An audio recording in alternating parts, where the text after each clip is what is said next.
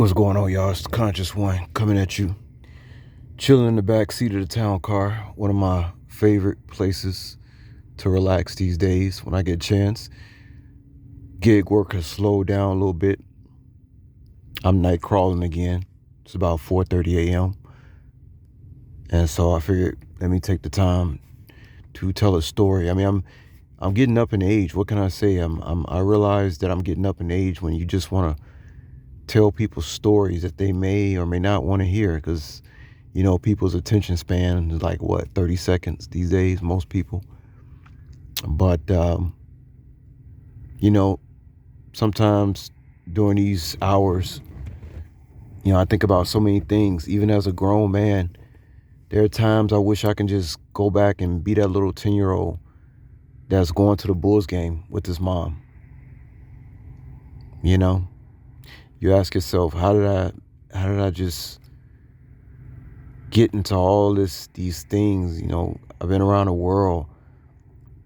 I've been to different colleges. I've lived in different states. I'm originally from Chicago, and I left out on my own to Las Vegas at the age of 30. Lived in Vegas for 8 years. And I tell you, again, at these hours when nobody's out, I really think about my life and how much I have done. And it's absolutely unbelievable. I mean, I know too much. I've done too many things. And this is one of the reasons why I believe, I'm heavily censored and all things keep happening with my phone and peers and associates, because I've seen too much. I know too much. They know I know too much. Just like when I got my passport for the first time, I got a strange phone call. Now peep this, right? I'm going to Asia. I get a phone call for some Asian guys. Because you got to put on your passport where you're going. I get a call from some Asian guys saying that I had been connected. My name or my social security number was connected to some kind of drug laundering money and murder that had happened in Texas, and something to do with my social security number and my information was connected to the scene, and that I had to report myself to authorities. Now, can you imagine getting a phone call like this out of the blue? You don't know what to think. It's something to think about, guys, because you never know what this devil has in store for you that will shock the hell out of you any given day, because they know how to do a shock and awe skit on you. They know how to do a shock and awe skit on you, something that just comes like a left hook that you're not ready for. But I have been semi-warned by a buddy of mine about some things that could possibly happen around me, especially since I'm not married and I don't have children. There are people I know that are watching me that want to know, what are you up to? Because they consider a so-called incel a threat. Am I an incel? No, I'm not an incel, but I will be labeled an incel based on my position in life right now as it speaks. Incels they're trying to label so-called incels as terrorists. You see what I'm saying? But just getting back to the story, can you imagine getting a phone call to somebody telling you your social security number is connected? And I don't remember how the phone call ended, but I think they hung up the phone first on me. I started asking them some questions, and then they end up hanging up the phone. But it was such a serious phone call with these individuals, I actually thought I was in some kind of trouble. You see, this happened after I got my passport.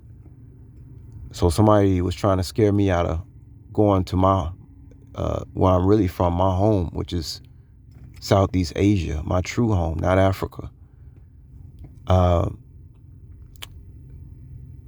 But anyway, you just ask yourself how, all this stuff, all this stuff.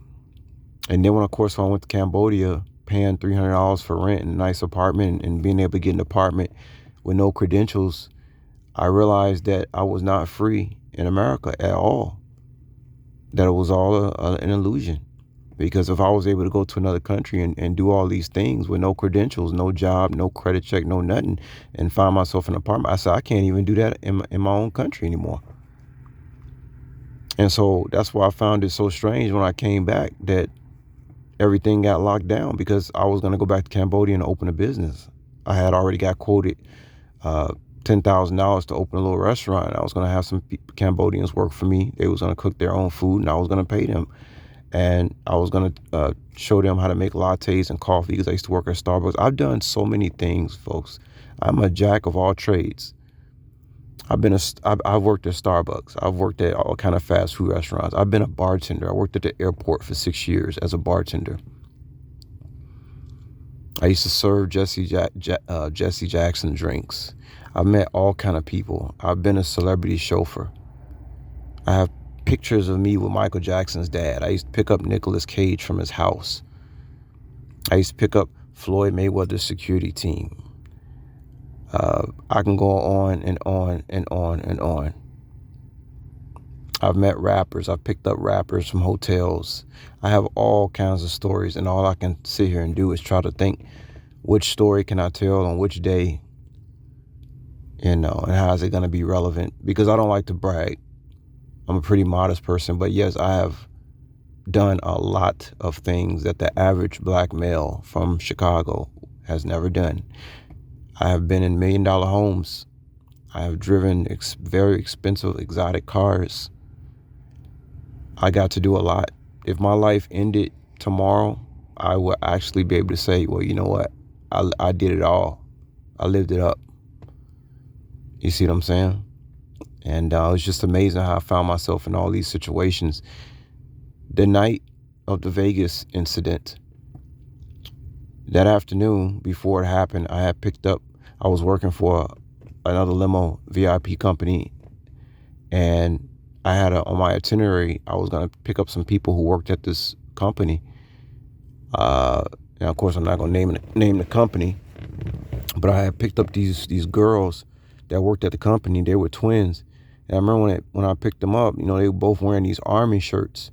And it wasn't until long after the incident happened where I wondered, were they crisis actors? Because the people who worked at this place, it was some stuff going on where there was news trucks there, and I think that these people were part of a crisis acting. You see, when you lived in Vegas and you worked there, when you worked at some of these companies were involved in other things. There's a lot of crisis acting companies out in that area. So I used to see news vans outside the limo company. I didn't really know what was going on. And a buddy of mine informed me about what it could be going on, and to be careful of certain skits that they may try to involve you in. But I actually took some twins, these chicks, to that event, that concert. I can't remember the name right now, but y'all know it's probably good I don't remember the concert name, because they probably, if I said trigger words on here, they'll probably shut my channel down. So I got to be careful about what I say. But yeah, I took these girls to the event, the Vegas incident, that night. And I remember I actually went home early that night. I got real sleepy, and it was about 10:30, and I took I think I was driving the Escalade. I took it in, and then I got a strange phone call when I got home around 11 p.m. I think it was around 11 p.m. And all I heard was these girls screaming, and they like, can you come pick us up, and blah, blah, blah, and something's going on. And I'm just like, wait, I can't hear you. And then they hung up the phone. I didn't know what was going on until the morning. My brother, who's now passed away, he passed away on Passover. My brother, I had all these texts on my phone in the morning. Was I okay? And I didn't know anything had happened until of course, I looked at my phone. He said the event happened, shooting, Las Vegas. All these people got shot. It was a shooter. It was in Mandalay Bay Hotel.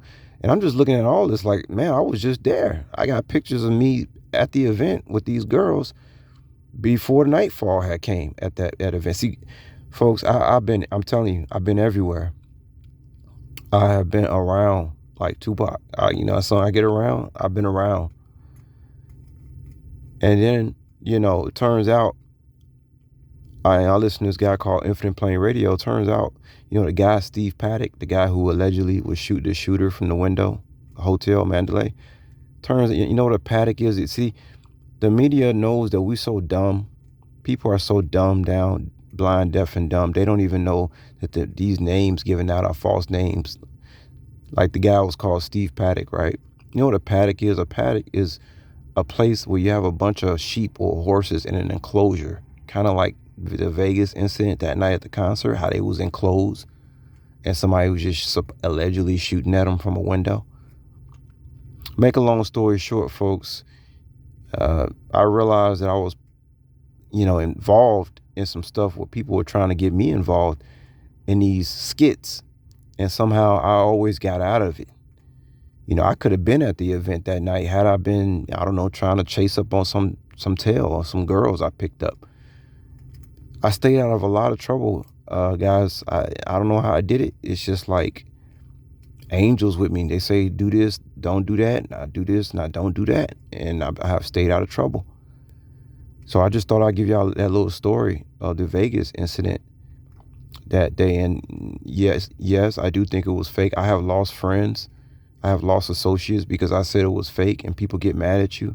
They don't like to believe that the media actually lies to them about 90, probably 95% of the stuff that they talk about, even though they don't know anybody from who went to the concert or nothing. They just believe whatever they hear, hook, line, sinker. But anyway, guys, I just want to tell y'all that little story, a couple of stories, and I'll talk to y'all later. Peace.